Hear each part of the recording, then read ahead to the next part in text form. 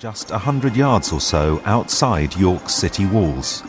Defences that have stood since Roman times. OK, here we are. This is the site where we found all the mass graves.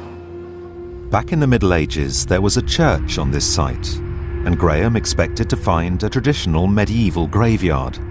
But instead, he was shocked to uncover large pits containing the bodies of over 100 men.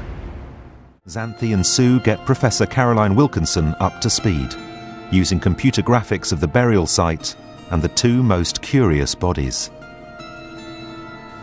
Now, what you can see here is the church. The church was in ruins when they were buried. I understand. Okay. So after but they've 1580s. observed the lines of the ruins. Yes. I understand. Yeah.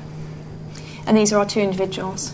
But not treated any differently. I mean, they're buried in exactly the same way. Exactly the same way. Okay. So such a lot of them. 113.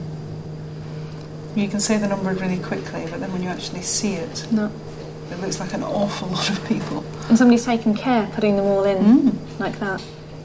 We'll be getting carbon dates, but we don't have those yet, so obviously they're going to help us pinpoint it. But really we're looking at the Civil War simply because of where they are, and also the number of people in that type of demographic of population. So we'll know more, but this is quite helpful contextually. The team agrees that the obvious starting place for the larger investigation is to gather more details on the Civil War and how it might have affected the city of York. The final part of the investigation is to bring these two soldiers back to life, beginning with the man with just a fused hand.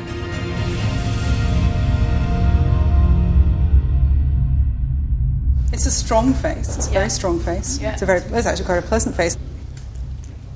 He would fit in amongst us, wouldn't he?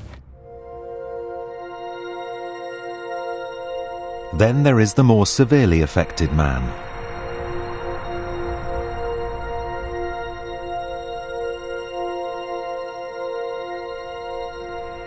Now, I don't know whether his squint eye was inward pointing or outward pointing.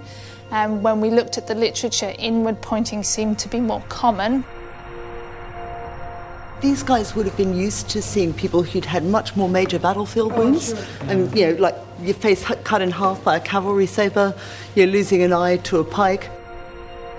That asymmetry is relatively slight in comparison with what they would have seen. And for Sue, it's this man's story that has been the greatest revelation.